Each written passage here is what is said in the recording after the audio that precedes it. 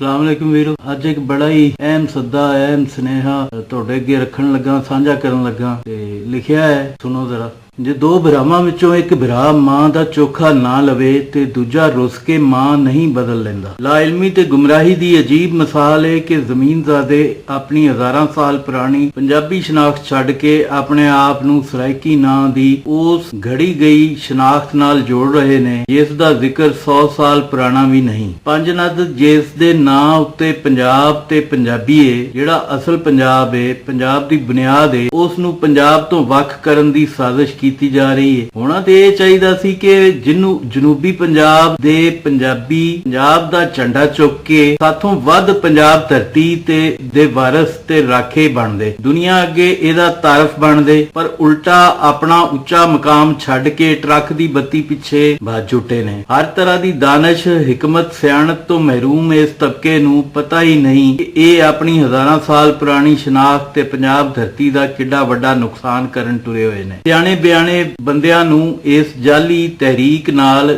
ਜੁੜੇ ਵੇਖ ਕੇ ਦੁੱਖ ਤੋਂ ਵੱਧ ਹੈਰਤ ਹੁੰਦੀ ਹੈ। ਮਾਂ ਧਰਤੀ ਪੰਜਾਬ 173 ਵਰਿਆਂ ਤੋਂ ਸਾਮਰਾਜੀ ਸਾਜ਼ਿਸ਼ਾਂ ਤੇ ਜ਼ਬਰ ਦੀ ਸ਼ਿਕਾਰ ਹੈ ਤੇ ਜਿਹੜਾ ਆਪਣਾ ਮਾਂ ਨੂੰ ਮਾੜਾ ਵੇਖ ਕੇ ਛੱਡ ਜਾਵੇ ਉਹ ਦਲੇਰ ਨਹੀਂ ਬੁਜ਼ਦਿਲ ਹੁੰਦਾ ਹੈ। ਇਹ ਲੋਕ ਅੱਜ ਦਿਨ ਤੱਕ ਸ਼ਾਹ ਮਹਿਮੂਦ ਕੁਰੈਸ਼ੀ, ਯੂਸਫ ਰਜ਼ਾ ਗਿਲਾਨੀ ਤੇ ਇਲਾਕੇ ਦੇ ਦੂਜੇ ਤੀਜੇ ਮਖਦੂਮਾਂ, ਗੱਦੀ ਨਸ਼ੀਨਾਂ, ਮੌਲਵੀਆਂ ਤੇ ਸਰਦਾਰਾਂ ਨੂੰ ਇਹ ਨਹੀਂ ਪੁੱਛ ਸਕੇ ਕਿ ਤੁਸੀਂ ਇੰਨੇ ਅਹੁਦਿਆਂ ਤੇ ਰਹਿਣ ਦੇ ਬਾਵਜੂਦ, ਹਟ ਕੇ ਅਸੈਂਬਲੀਆਂ ਵਿੱਚ ਜਾਣ ਬਾਵਜੂਦ ਇਹ ਪੂਰਾ ਰੀਜਨ ਪਸਮਾਨਦਾ ਕਿਉਂ ਰੱਖਿਆ। ਪੰਜਾਬ ਦੀ ਅਕਸਰੀਅਤ ਤੋਂ ਵੱਧ ਵਜ਼ੀਰ, ਮਸ਼ੀਰ, ਵਜ਼ੀਰ ਆਲਾ ਤੇ ਵਜ਼ੀਰ ਆਜ਼ਮ ਰਹਿਣ ਦੇ ਬਾਵਜੂਦ ਇਹ ਰੀਜਨ ਤਰੱਕੀ ਕਿਉਂ ਨਾ ਕਰ ਸਕਿਆ। ਜਾਂ ਤੇ ਤੁਸੀਂ ਇੰਤਹਾ ਦਰਜੇ ਦੇ ਨਲਾਇਕ ਤੇ ਨਾਅਹਿਲ ਹੋ ਜਾਂ ਫਿਰ ਤੁਸੀਂ ਸਾਮਰਾਜੀ ਏਜੰਡੇ ਮੁਤਾਬਕ ਪੰਜਾਬ ਦੀ ਲੋਕਾਈ ਨੂੰ ਦਾਨਿਸਤਾ ਪਸਮਾਨਦਾ ਰੱਖਣਾ ਚਾਹੁੰਦੇ ਹੋ। ਆਖਿਰ ਡੀਜੀ ਖਾਨ ਬਹੁਤ ਪਸਮਾਨਦਾ ਹੈ ਪੰਜਾਬ ਵੰਡਦੇ। ਉਹ ਡੀਜੀ ਖਾਨ ਨੂੰ ਪਸਮਾਨਦਾ ਕਿੰਨੇ ਤੇ ਕਿਉਂ ਰੱਖਿਆ? ਕੋ ਮਰੀ ਨੂੰ ਅੰਗਰੇਜ਼ ਵਸਾਇਆ ਤੇ ਫਿਰ ਉਸ ਦੇ ਜਾਣ ਬਾਅਦ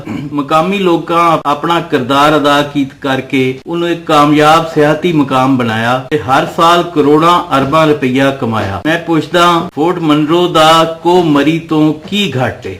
ਉਹਨੂੰ ਮਰੀ ਦੀ ਤਰਸ ਦਾ ਸਿਆਸੀ ਮਕਾਮ ਬਣਾ ਕੇ ਇਲਾਕੇ ਦੀ ਮਈਸ਼ਤ ਕਿਉਂ ਨਾ ਬਿਹਤਰ ਬਣਾਈ ਗਈ। ਸਾਡਾ ਮੁਤਾਲਬਾ ਹੈ ਕਿ ਫੋਰਟ ਮਨਰੋ ਨੂੰ ਇੱਕ ਜਦੀਦ ਸਿਆਸੀ ਮਕਾਮ ਮਰਕਜ਼ ਬਣਾਇਆ ਜਾਏ ਤੇ ਨਾਲ ਪੰਜਾਬ ਦੀ ਵੱਧ ਦੀ ਮੋਹਰ ਦੇ ਤੌਰ ਤੇ ਡੀਜੀ ਖਾਨ ਵਿੱਚ ਪੰਜਾਬ ਯੂਨੀਵਰਸਿਟੀ ਲਾਹੌਰ ਤੇ ਇੰਜੀਨੀਅਰਿੰਗ ਯੂਨੀਵਰਸਿਟੀ ਲਾਹੌਰ ਦੇ ਕੈਂਪਸ ਖੋਲੇ ਜਾਣ। ਲਾਹੌਰੀਆਂ ਦੇ ਗੁਨਾਹਾਂ ਦੀ ਸਜ਼ਾ ਪੰਜਾਬ ਦੇ ਦਿਲ ਲਾਹੌਰ ਨੂੰ ਨਾ ਦਿੱਤੀ ਜਾਏ। ਲਾਹੌਰ ਜਿਹੇ ਅਜ਼ੀਮ ਤੇ ਤਰੱਕੀ ਯਾਫਤਾ ਸ਼ਹਿਰ ਤੋਂ ਵੱਖ ਕਰਕੇ ਇਹਨਾਂ ਇਲਾਕਿਆਂ ਦੇ ਗਰੀਬਾਂ ਦੇ ਚੋਰਾਂ ਨੂੰ ਆਲਾ ਮਿਆਰ ਦੇ ਤਾਲੀਮੀ ਅਦਾਰਿਆਂ ਤੋਂ ਦੂਰ ਨਾ ਕੀਤਾ ਜਾਏ। ਮੁਲਤਾਨ ਜਾਂ ਬਹਾਵਲਪੁਰ ਕਿਸੇ ਹਿਸਾਬ ਵੀ ਲਾਹੌਰ ਦਾ ਮੁਕਾਬਲਾ ਨਹੀਂ ਕਰ ਸਕਦੇ। ਮੁਲਤਾਨ, ਬਹਾਵਲਪੁਰ ਵਿੱਚ ਵਸਦੇ ਥੋੜੇ ਜਿਹੇ ਗੈਰ ਪੰਜਾਬੀ ਸਿਰਫ ਆਪਣੇ ਜ਼ਾਤੀ ਮਫਾਦਾਤ ਵਾਸਤੇ ਪੂਰੇ ਵਸੈਬ ਨੂੰ ਨੁਕਸਾਨ ਪਹੁੰਚਾਉਣ ਤੁਰੇ। ਡੀਜੀ ਖਾਨ ਤੋਂ ਵੀ ਮੰਦਾ ਹਾਲ ਥਲ ਦੇ 7 ਜ਼ਿਲ੍ਹਿਆਂ ਦਾ ਹੈ ਜਿਨ੍ਹਾਂ ਵਿੱਚੋਂ ਕਿਸੇ ਇੱਕ ਨੂੰ ਵੀ ਅੱਜ ਦਿਨ ਤੱਕ ਡਿਵੀਜ਼ਨ ਦਾ ਦਰਜਾ ਨਹੀਂ ਦਿੱਤਾ ਗਿਆ ਤੇ ਹੁਣ ਕੋਈ ਉਹਨਾਂ ਨੂੰ ਬਹਾਵਲਪੁਰ ਸੱਦ ਰਿਹਾ ਹੈ ਤੇ ਕੋਈ ਮੁਲਤਾਨ। ਜੰਗ ਜਿਹੇ ਪੁਰਾਣੇ ਤੇ ਤਾਰੀਖੀ ਸ਼ਹਿਰ ਨੂੰ ਇੰਜ ਨਜ਼ਰਅੰਦਾਜ਼ ਕੀਤਾ ਗਿਆ ਜਿਵੇਂ ਉਹ ਪਾਕਿਸਤਾਨ ਦਾ ਜਾਂ ਪੰਜਾਬ ਦਾ ਹਿੱਸਾ ਹੀ ਨਹੀਂ। ਇਹੀ ਹਾਲ ਲਈਏ ਦਾ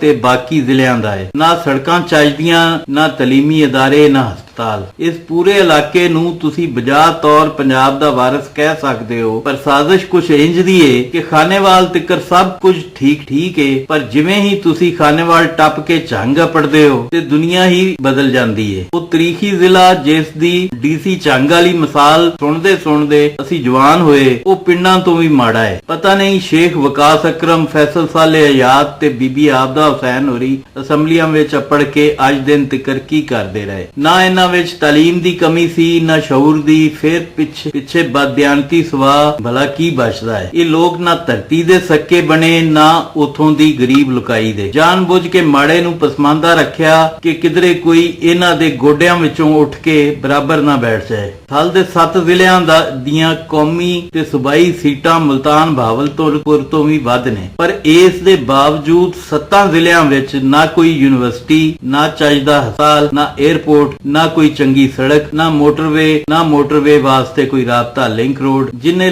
ਬਾਈਏ ਆਉਣਾ ਹੈ ਉਹ ਲਾਹੌਰੋਂ ਜਾਂ ਮੁਲਤਾਨੋਂ ਆਏ ਤੇ ਬਾਈ ਰੋਡ ਵਾਲੇ ਖਸਮਾਂ ਨੂੰ ਖਾਣ। ਕਮਾਲ ਦੀ ਗੱਲ ਏ ਕਿ ਰਊਫ ਕਲਾਸਰਾ ਜਿਹਾ ਮਾਰੂਫ ਸੈਲੀਬ੍ਰਿਟੀ ਸਹਾਫੀ ਵਰਿਆਂ ਤੋਂ ਇੱਕ ਸੜਕ ਵਾਸਤੇ ਤਰਲੇ ਪਾ ਰਿਹਾ ਹੈ, ਪਰ ਕਿਸੇ ਬੇਹਿੱਸ ਸਿਆਸਤਦਾਨ ਦੇ ਕੰਨ ਤੇ ਜੂੰ ਤਿੱਕਰ ਨਹੀਂ ਰੰਗੀ। ਉੱਤੋਂ ਇਹਨਾਂ ਨੂੰ ਵੀ ਉਸੇ ਮੁਲਤਾਨੀ ਭਾਵਲਪੁਰੀ ਟਰੱਕ ਦੀ ਬੱਤੀ ਪਿੱਛੇ ਲਾ ਕੇ ਲਾਹੌਰ ਜਿਹੇ ਤਰੱਕੀ ਯਾਫਤਾ ਸ਼ਹਿਰ ਤੋਂ ਵੱਢਣ ਦੀ ਕੋਸ਼ਿਸ਼ ਕੀਤੀ ਜਾ ਰਹੀ ਹੈ। ਸਾਡਾ ਮੁਤਾਲਬਾ ਹੈ ਕਿ ਥਲ ਦੇ 7 ਜ਼ਿਲ੍ਹਿਆਂ ਵਿੱਚ ਫੌਰੀ ਤੌਰ ਇੱਕ ਅਦਦ 에ਅਰਪੋਰਟ ਦਾ ਐਲਾਨ ਕੀਤਾ ਜਾਏ ਤੇ 7 ਜ਼ਿਲ੍ਹਿਆਂ ਨੂੰ ਮਿਆਰੀ ਸੜਕਾਂ ਨਾਲ ਮੋਟਰਵੇ ਨਾਲ ਲਿੰਕ ਕੀਤਾ ਜਾਏ ਔਰ ਵੀਰ ਕਲਾਸਰੇ ਦੀ ਵਰਿਆਂ ਪੁਰਾਣੀ ਡਿਮਾਂਡ ਮੰਨ ਕੇ ਖੂਨੀ ਸੜਕ ਦੀ ਥਾਂ ਮੋਟਰਵੇ ਵਰਗੀ ਚੌੜੀ ਤੇ ਮਿਆਰੀ ਸੜਕ ਬਣਾਈ ਜਾਏ। ਪੰਜਾਬ ਨੈਸ਼ਨਲ ਮੂਵਮੈਂਟ ਦਾ ਮੁਤਾਲਬਾ ਹੈ ਕਿ ਥਲ ਦੇ 7 ਜ਼ਿਲ੍ਹਿਆਂ ਵਿੱਚ ਇੱਕ ਜਦੀਦ ਹਸਪਤਾਲ, ਪੰਜਾਬ ਯੂਨੀਵਰਸਿਟੀ ਲਾਹੌਰ, UET ਲਾਹੌਰ ਤੇ ਜ਼ਰਈ ਯੂਨੀਵਰਸਿਟੀ ਫੈਸਲਾਬਾਦ ਦੇ ਕੈਂਪਸਸ ਖੋਲੇ ਜਾਣ ਤਾਂ ਕਿ ਅਸਲ ਪੰਜਾਬ ਦੀ ਇਸ ਫੂਡ ਬਾਸਕਟ ਦੇ ਸਦੀਆਂ ਤੋਂ ਪਿਸੇ ਹੋਏ ਗਰੀਬ ਛੋਰ ਆਪਣੇ ਜ਼ਿਲ੍ਹਿਆਂ ਵਿੱਚ ਆਲਾ ਤਾਲੀਮ ਤੇ ਆਖਰ ਵਿੱਚ ਅਸਲੀ ਪੰਜਾਬੀ ਵੀਰਾਂ ਤੋਂ ਮੁਤਾਲਬਾ ਹੈ ਕਿ ਸਿੰਧ ਦੇ ਦਿੱਤੇ ਹੋਏ ਇਸ ਗੈਰ ਤਾਰੀਖੀ ਤੇ ਮਸਨੂਈ ਅੱਖਰ ਸਰਾਇਕੀ ਅਤੇ ਅਲੱਗਾ ਸੂਬੇ ਵਾਲੀ ਟਰੱਕ ਦੀ ਬੱਤੀ ਤੋਂ ਜਾਨ ਛੁਡਾ ਕੇ ਆਪਣੀਆਂ ਬੋਲੀਆਂ ਦੀ ਹਜ਼ਾਰਾਂ ਸਾਲ ਪੁਰਾਣੀ ਸ਼ਨਾਖਤ ਬਹਾਲ ਕਰੋ ਤੇ ਪੰਜਾਬ ਦੇ ਵਾਰਿਸ ਬਣ ਕੇ ਪੰਜਾਬ ਬਚਾਓ। ਆਓ ਆਪਾਂ ਸਾਰੇ ਰਲ ਕੇ ਕਬਜ਼ਾਗੀਰਾਂ, ਨਜਾਇਜ਼ ਫਰੋਸ਼ਾਂ, ਜਗੀਰਦਾਰਾਂ, ਸਰਦਾਰਾਂ, ਗੱਦੀ ਨਸ਼ੀਨਾਂ, ਪੇਟ ਪ੍ਰਸਤ ਮੌਲਵੀਆਂ ਤੇ ਵੱਡੇ ਚੌਧਰੀਆਂ ਖਿਲਾਫ ਇਕਮੁੱਠ ਹੋ ਕੇ ਆਪੋ ਆਪਣੇ ਇਲਾਕਿਆਂ ਦੇ ਗਰੀਬਾਂ ਤੇ ਮਾੜਿਆਂ ਦਾ ਮੁਕੱਦਮਾ ਲੜੀਏ। ਸਦਾ ਜੀਵੇ ਪੰਜਾਬ, ਵਸੇ ਪਾਕਿਸਤਾਨ। ਰੱਬ ਰੱਖਾ।